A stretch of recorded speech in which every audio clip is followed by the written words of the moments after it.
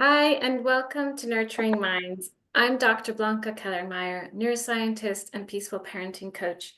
I'm also a mother of two very active boys.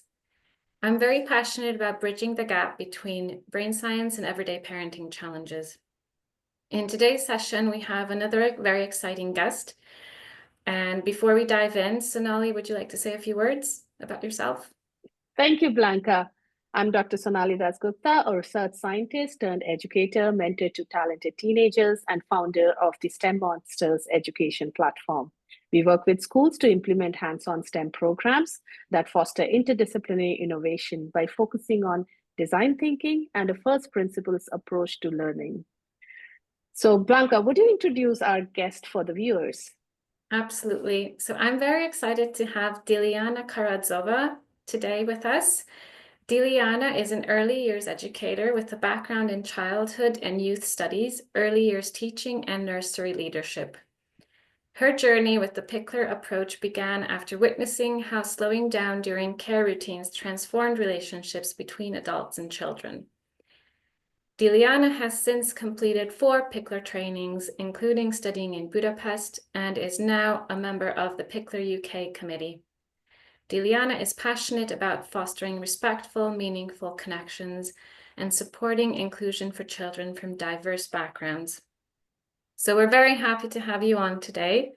And we have a very personal connection as well, because all three of us used to work for the same company. And my child actually attended a nursery that was managed by Dilyana. So I know Yeah. from parenting experience how wonderful this approach is with children. So I'm very excited to learn more about it and share and spread the word with everybody today.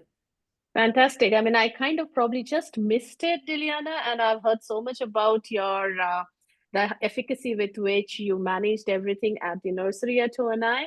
But yeah, I mean, thank you, Blanka, for that introduction. But I would love to hear it from you, Dilyana. Can you tell us a little bit more about yourself and your journey till now?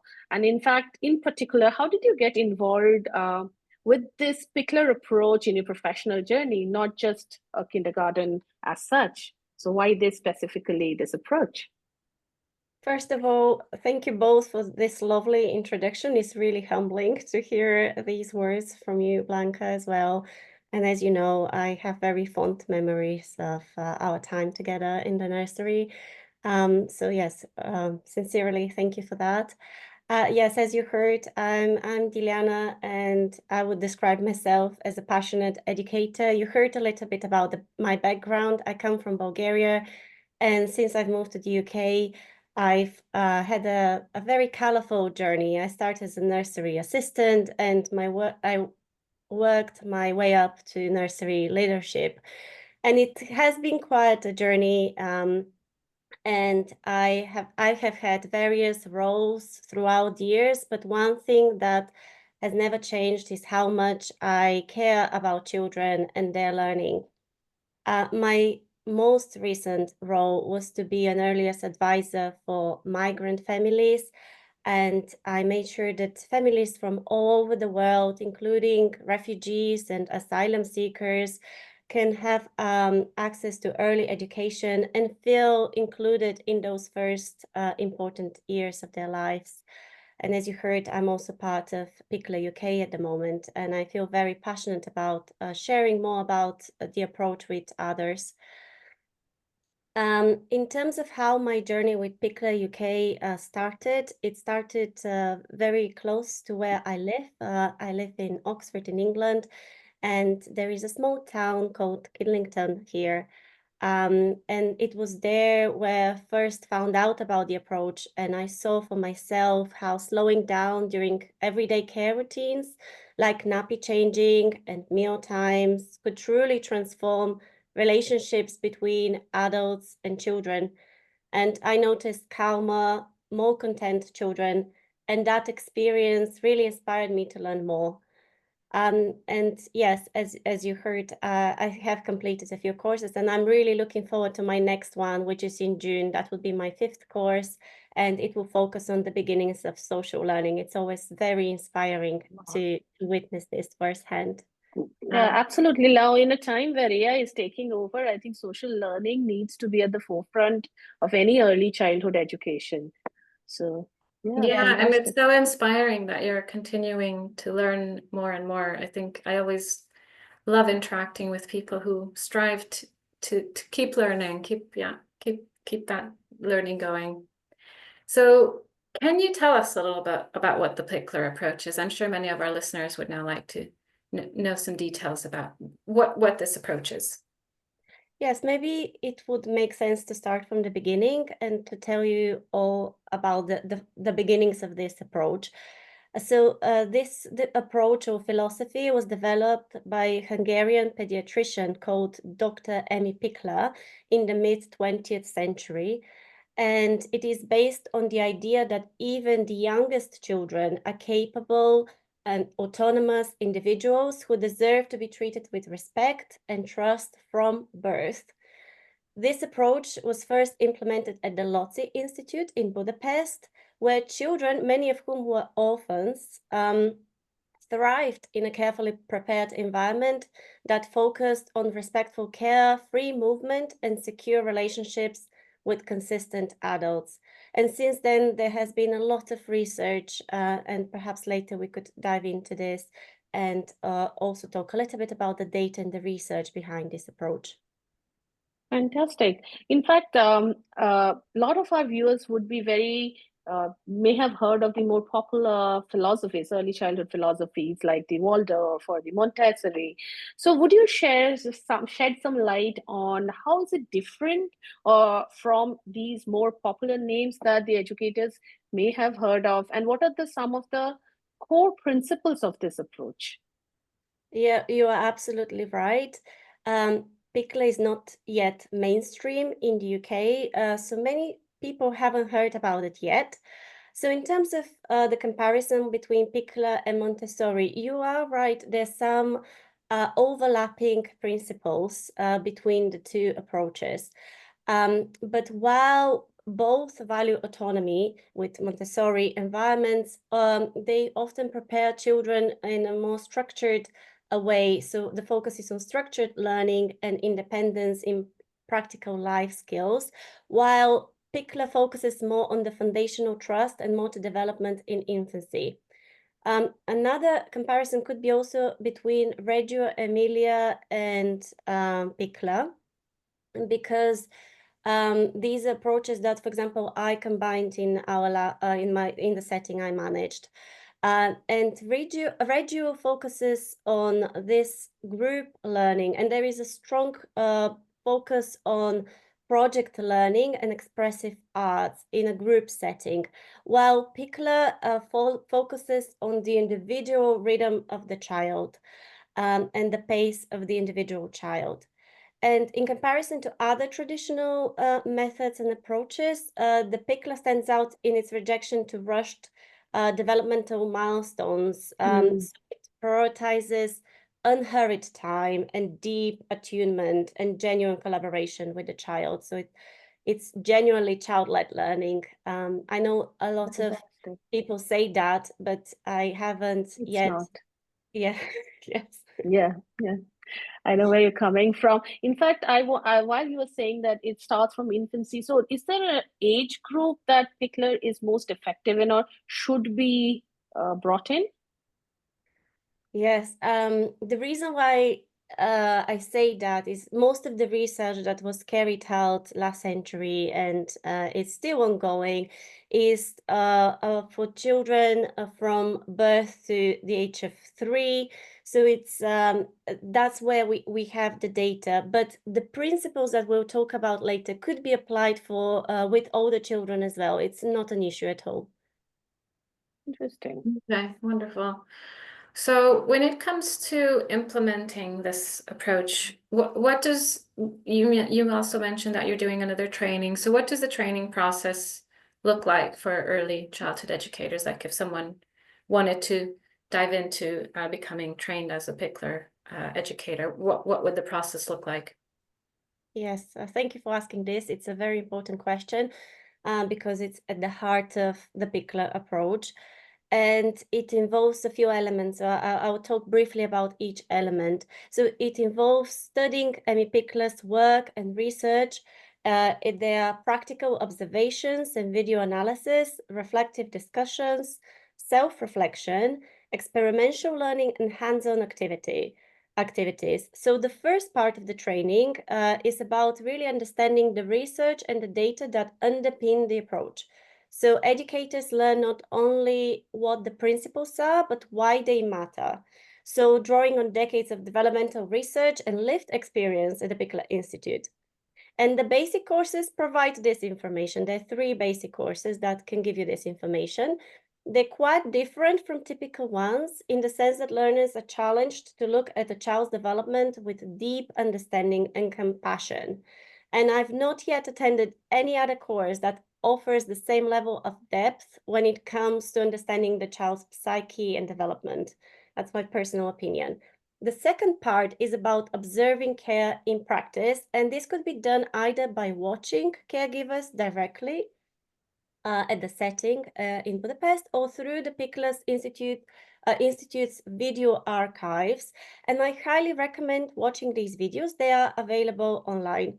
The purpose is to learn how to observe children with a new kind of attentiveness, and educators are taught to look closely without judgment at how the child is in the environment, at what a child is doing, how they move, and how they engage with others. We learn to notice small details in movement, gaze, or gesture, and discuss what these might tell us about the child's intention, emotion, or developmental stage. The third part is probably the most distinctive in my own experience. When you take part in a Pikler course, you can see that the caregivers truly live and breathe the approach. They manage to communicate its values through ongoing dialogue with learners, and that dialogue really encourages you to reflect on your own upbringing, culture, assumptions, and pre-existing knowledge. And this is the hardest part for us adults, accepting that the way you were treated as a child might not have been very respectful, and realizing that you might now be replicating some of those same patterns that with your own children and key children in the setting. And that's also why applying the approach can feel quite therapeutic. And what I mean is, personally, I started to see my own mom in my interactions much more clearly after the training. And I'm not saying that's necessarily a bad thing. In some ways, it's inevitable to replicate these behavioral models we grew up with. But it's important to be aware of them and to reflect on how they've shaped our own understanding of the child. And 2 important questions that we keep asking ourselves during this process is, do we truly see children as active agents in their learning, or do we see them as subjects of our care, whose time of uninterrupted play is secondary to our own agenda of the day? So overall, I would describe this experience as truly transformative, and a process that helps you grow as a person, not just as a professional. Oh, that's very beautiful, and I can definitely attest to what you said about the respect and between the different caregivers in a setting, because I definitely felt that, like, interacting with any one of you at the nursery was always like, it felt like therapy for me too. And exactly what you're saying, that we who are more conscious, whether it's a Pikler approach, whether it's peaceful parenting, breaking that cycle that, you know, that we experienced as children is not easy, but it also helps you come to terms with what your experience was and how you intentionally want to make a difference. Yes, I believe it's important to acknowledge that. Yeah. Yes. Yeah, it's a process, isn't it? And we're not saying that our parents didn't do a good job here, because they absolutely did their best. It's just we have more knowledge now. Yes, absolutely. Yeah. Fantastic. I mean, I really love To be fair, I did not know much about Pikler approach before we decided to have a conversation with you because of how interesting it sounded. And there are so many things which are embedded in the approach. And I thought, oh, this is obvious, but it's not. And you're so right in saying that we need to do it intentionally with intent to be able to actually absorb it and imbibe it. So, in fact, one of the things that Pikler approach is known for, as you very rightly said, is the respectful care routines, not just care routines, being respectful of the child as a being. And the other which stuck with me was pausing, not being hurried, because the society, the world is just rushing. And I was talking to Blanka before you joined the meeting, and I was saying that we are always rushing, and it is so important that even at that early childhood stage, there is a way where consciously caregivers can actually not rush through the milestones, not rush through the routines, not rush through the chores. So, what I wanted to understand from you was, are these everyday moments like nappy changing, meal times, doing something which is not hurried up, playtime, unstructured playtime? I mean, they must be important for in the long term for the child's development, right? So, how do you see, or where do you see the maximal impact that these routines at an early stage has on a child in the long term? Yes, absolutely. You're so right. And in the Pikler approach, these so-called everyday care routines are not just important, they're central to a child's long-term development. And what might seem like a simple task, like nappy changing, as you said, dressing, feeding, are actually very powerful opportunities for relationship building, emotional development, and the formation of self-identity. And why they're so important? Because they're these relational rituals, or like it's like a dance between the adult and the child. And they're moments where trust, respect, and emotional security are built moment by moment every day. True. And respectful care routines communicate a deep sense of safety uh, to the child, which allows the child to explore the environment confidently and skillfully.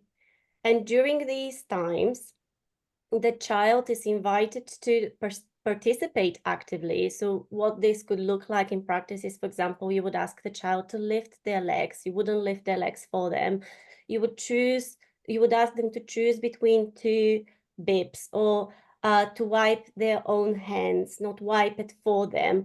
You would also ask them to anticipate and understand what's coming by describing the routine and the next step. And the children will be spoken to and listened to. And this approach helps the child develop a sense of agency. So even before they can walk or talk, and this is very important, children are learning that I can influence what happens to me. So you would talk to a newborn in a way that you would talk perhaps in other approaches to an older child. You would explain everything that you're doing to them or with them. The Pikler approach also deeply supports cognitive, social, and language development. And the adult's role is not to instruct, but to observe, listen, and build on what the child already knows. On that. Yes. And for example, let's say a child builds an elaborate tower in the morning. During the nappy changing routine, the adult could offer a warm, thoughtful comment on what they saw in the morning. And by acknowledging the child's effort and what they did, they're also showing the child that they're seen and they're heard, but they're also strengthening language and communication. They're reinforcing concepts of shape, design, pattern, balance, and quantity, and they're deepening the child's memory and reflective thinking. And very briefly about gestures, because they're also very important in this approach. By being handled gently, hence are very important when we think about Pikler and our caregiving, and thinking about our verbal communication, asking for consent before we touch the child, we instill this bodily autonomy, and this helps the child form a respectful relationship with their own body. I personally believe this is very important. Yeah. It's always been important, but especially I think nowadays with young girls and boys, consent is paramount. Absolutely, Yes. absolutely. No, go Yeah. ahead, please, Blanka. No, I love everything that you mentioned, and you briefly touched upon the social, emotional, and cognitive development. And I was wondering if you could elaborate on these a little bit, on how the Pikler approach actually, what's the impact that the Pikler approach has on these different developmental areas? Yes, I think that's also very important, and they stem from the principles I mentioned, or I touched on earlier. So socially, children who grow up in an environment where they feel their feelings and needs, regardless of what they are validated and seen, where adults firmly believe in their good nature and intentions and instill resilience and problem-solving skills, can learn how to be at peace not only with themselves, but also with another. And to achieve this, caregivers need to do a few things, I think. Treat children as partners who seek connection, not power. And also facilitate dialogue where needs and interests of all parties involved are acknowledged and validated without creating unnecessary power imbalances. So with regards to the first point, to educate children who are in peace with themselves and one another, we need to see them as individuals who have the need to build meaningful and warm relationships with the adults first and then with each other. And during care routines, adults need to treat children as partners, which teaches them to listen and wait for their turn, to cooperate in shared tasks, and to expect respectful treatment and offer in return. I sometimes see practitioners or caregivers who try to be perhaps too helpful and intervene when a conflict arises. And they might say things like, oh, you give the ball back now and play with something else. But I urge caregivers to observe what happens next after this intervention. I think this is a very helpful exercise. Children often separate, they don't play with each other anymore, so the relationship is broken. And this kind of approach might reinforce power imbalances in the group. On the other hand, if the adult facilitates a dialogue by allowing both perspectives of a conflict to be acknowledged, recognized, and validated, it often leads to a stronger relationship. And yes, children's conflict in play, I think, isn't about winning a toy. It's about learning how my interests and needs can coexist with somebody else's. And regards to the emotional development, due to this respectful, predictable, and consistent care, children grow up with a deep sense of emotional security. And I briefly want to describe a photograph which can be found in a book called What Can the Baby Already Do? This book was written in 1946, but actually sounds very modern nowadays. It's written by Amy Pikler, and the photographs are taken by Marian Reisman. And there is a photo there of a child who is lying on his tummy, having positioned himself softly and comfortably on a wooden platform covered only with a flannel blanket. And even though the surface is hard, the child looks completely at ease. He doesn't look defeated after a power struggle with a caregiver. And when we look at this photograph, we can almost feel the child's peace to let go of the visible world and enter this realm of sleep, the unknown. The infant needs to feel in harmony with themselves and with the world around them. And this sense of calm and inner security is only possible when adults create a trustful, respectful, and predictable environment. And moreover, because the routines are not in a Pikler setting, are not rushed or intrusive, children learn to trust not only the adults who care for them, but also their own feelings and bodily cues. And they follow them.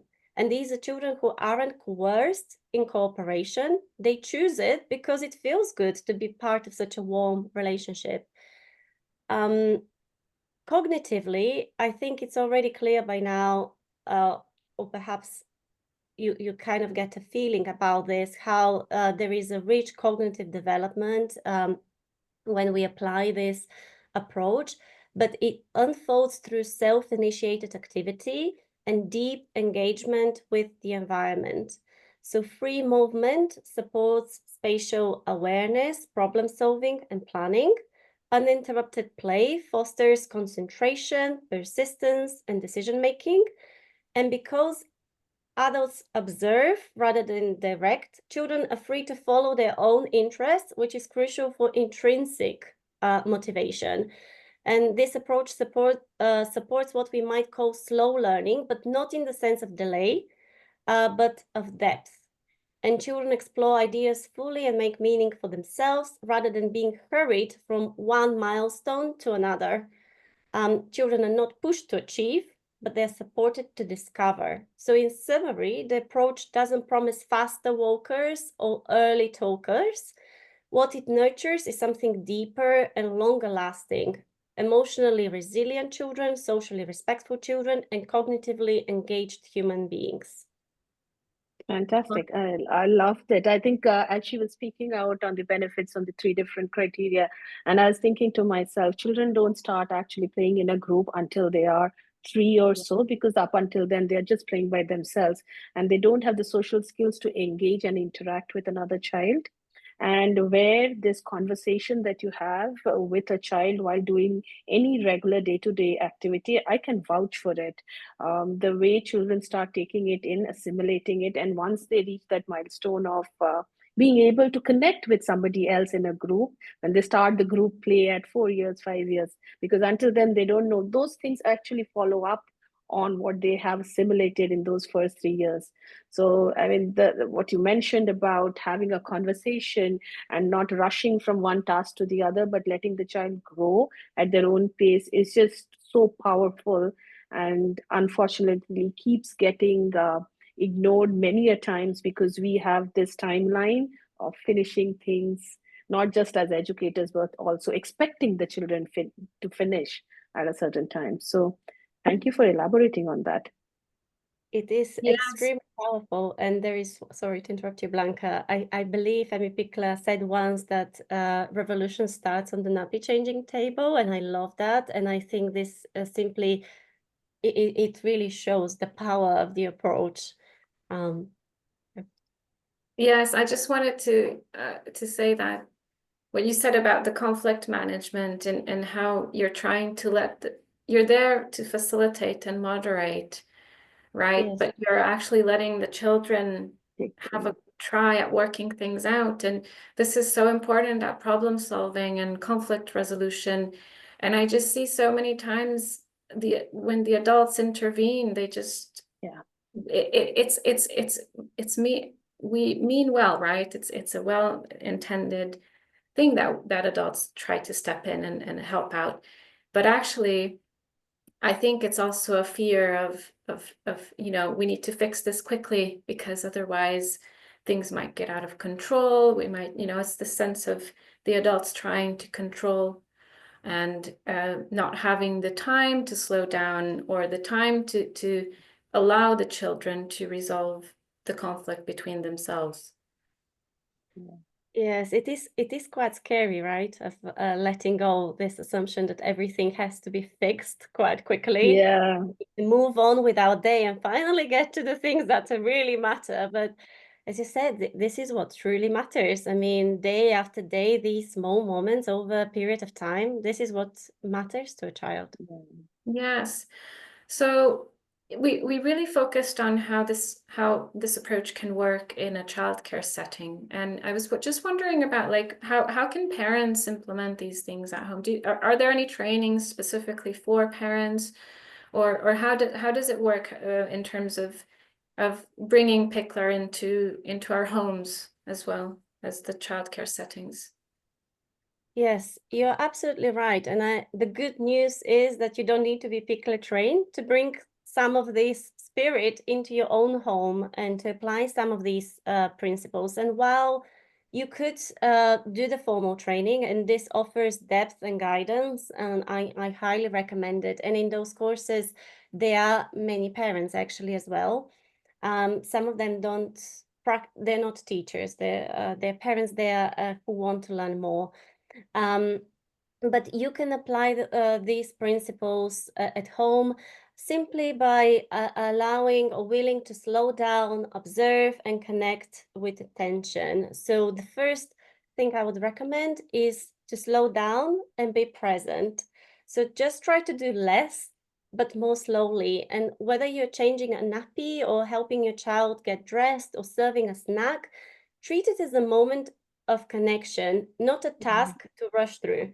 So make sure you make eye contact, speak calmly and clearly, involve your child by telling them what you're doing and giving them time to respond. And avoid distractions if you can. Put the phone down, declutter the space around the nappy changing table.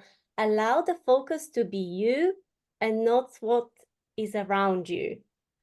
The second thing I would say is trust in your child's competence. In Pikler, we are reminded that babies are capable even from birth. And give your child time and space to try things on their own. This might mean that things become slower. Actually, definitely, it will mean they'll become slower. You need to that. And it will be messier and it won't be, very straightforward. But we need to do that so we can allow the child to learn and to be involved in this process and to unfold. A free movement is also a key. So we would recommend to avoid placing your baby in positions they can't get into themselves. So, for example, this could look like let your baby lie on a safe, flat surface, hard surface, with time and space to move freely. I would recommend to avoid walkers or baby jumpers that restrict natural movement, and overall trusting the child that they can learn by themselves to roll, sit, crawl, and walk when they're ready. Observation is also a key. So try simply watching your child for a few minutes or moments before you intervene. What are they trying to do? What are they interested in? And this helps you respond to their real needs, not what you think the needs are, your assumptions, but also would build your confidence up as a parent and would deepen your relationship with the child. In terms of the environment, I briefly mentioned earlier, it's important that the environment is uncluttered. We don't need many toys or fancy equipment. True. Absolutely. Absolutely. Like people hoard toys, and I've always wondered, is it serving any purpose? Just give them a spoon and a tumbler. Yes. And that's all Yeah, you my need. kids used to love playing with cardboard boxes, and a cardboard box can be used for so many different things. Yeah. I wish you had mentioned this earlier, Dilyana. We can go on and on about you do not need to buy a 100-pound toy that makes the sound of a robot. You really Oh, don't. those are the worst. Those are the worst, the most annoying ones as well. Exactly. And isn't it funny how many parents say the same things, right? Cardboard boxes are such a valuable resource and Yes. often free. Yes. Yes. And even the paper, the sound it makes, the crunching, wrapping papers. Everything. Yes. Yeah. Yes, I remember we even my son used to use it for like putting things in it, and then he'd climb in there, and I actually we put a string on it, and I would like pull him around Roll them on sledging and and then he was just chilling in there, and then he'd get out, and then it's so versatile, isn't it? Yes, my favorite toy as a child, and I played with it really for hours and hours and hours, and I still remember it, was a basket, my mom's laundry basket, and I absolutely loved it. And it was my safe space at times, but I also used it in imaginary play later on. And yes, I didn't have that many toys, but I still remember how I played with this basket and how I played with my carpet in my room that had different colors, and I pretended that the colors were different things. So when you don't have that many toys, you are in a way not forced, but encouraged to use your own imagination.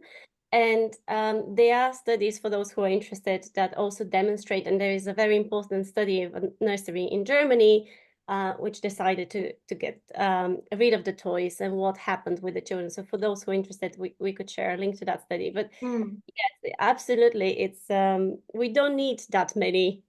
We just need a few, but very carefully selected toys that invite open-ended play. So I would recommend things like wooden blocks, stacking cups, cloths, depending on the age of the child. Routines need to be simple but consistent. And we need to allow children to have this time for uninterrupted play without constant entertainment and interruption. So this would require some planning. And we need to think a little bit about this. In terms of how we speak to the child, as I said earlier, even babies need to know what's happening to them. So we can narrate what we're doing during the care routine. So we can say things like, I'm going to pick you up now. So here the tone is also important. The gestures and the way we would do that is also important. We can say things like, let's wipe your hands together. Are you ready for a nappy change? Would you like me to wait? Because it's not the most important thing to change a nappy right now, right? This is something we forget sometimes. And something that's to remind ourselves, we don't need to be perfect.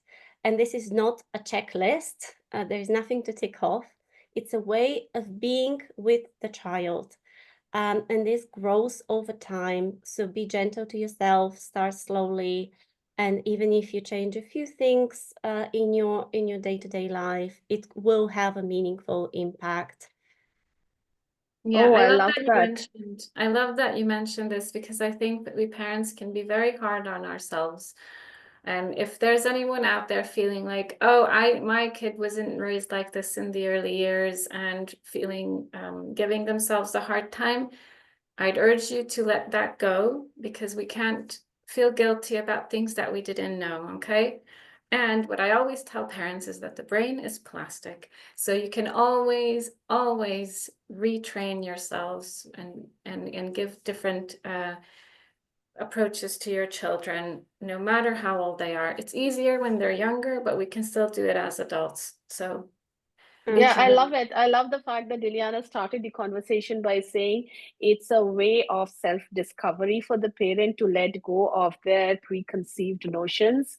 And I think that that has been the unifying tone throughout the thing about how we talk to our children, what we think about their capabilities, and how much ownership we give to them right from the very beginning.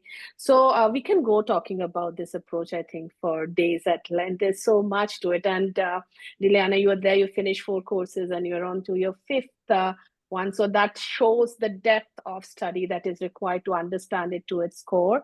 But unfortunately, we do have a limited time, and I am going to be the person carrying that bad news that we have a time limitation. We don't have, yeah, we can pause, but we definitely still have a milestone to finish of having this conversation. But what I would definitely like you to share with us before we end the conversation is, I'm sure there are people and educators out there who would love to know more about this approach. So where can people go if they want to learn more about the Pikler approach? Of course, you practice in the UK, so one obvious thing would be how can people get involved with Pikler UK, but outside of the UK as well, if there are educators who want to get involved or know more about it, if you could share some resources for the audience. We'll of course put it in the YouTube caption as well for people to see it after the conversation ends. That would be very helpful for everybody. Yes, and thank you for asking this. So let's start with the UK. The Mm-hmm. best place to start, I think, is the Pikler UK website. There you will find information about upcoming courses here in the UK, as well as details about our next conference. And I'm happy that I'm able to share the title of the conference. It will be called Born Ready, Listening to the Child and Rethinking the System. So don't miss out. This conference would be a really fantastic opportunity to hear from powerful voices in our sector, in the early childhood education, and to learn more about the approach in practice. It will take place on the 26th of September at Kingston University. And you can find further details in the links below this video, but also on the Pikler UK website. The website also includes information about books, articles, academic papers, and other useful resources that you might want to have a look at. A great way also to stay in touch is by signing up to our newsletter and becoming part of that growing community, which for me personally is very important. This is an international community, and it's not just based not just here in the UK, but all over the world, and I really mean that. In terms of courses, the source is obviously Budapest. So if you would like to go back to the source, go to Budapest and really learn from the pedagogues there. I don't think this is the most direct way to learn from the source, but there are also courses in Germany, and they have their own training program there. There are courses in actually in many places, and the pedagogues travel all around the world. I know that they've been to Asia and to Brazil and to other countries as well. So there are lots of opportunities. So if you want to hear and learn more about those opportunities for all over the world, go to the Hungarian website where they publish this, and then you'll find out a course that's closer to you. You can also follow us, the Pikler UK, on Facebook, Instagram, and LinkedIn. This could be also a good way to stay in touch, and we share some of these events so you can stay informed and become part of this network. And another website I would just mention is the Pikler Collection website, because it's also very full of information, lots and lots of information there as well. Wonderful. I will share all of these web links in the show notes below. So Dilyana, excuse me, I just wanted to say a huge thank you for joining us today. This has been very insightful, and from listening to what you talked about the Pikler approach, there's so much overlap with the peaceful parenting approach. And it is all about respecting the child, and they're an individual, so we don't need to control them. So I just love that. So thank you so much for joining us today, and thank you again. Like, I think my children benefited from your work early on, so I'm lucky to have had that. And thank you for spreading this information elsewhere. It really was my pleasure, and thank you so much for the invitation. It's been really lovely to talk to you both.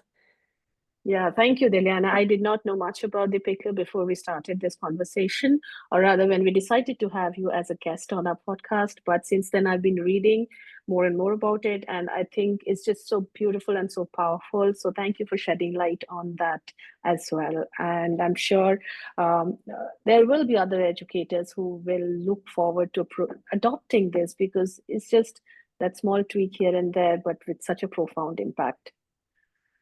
Thank you. Thank you very much.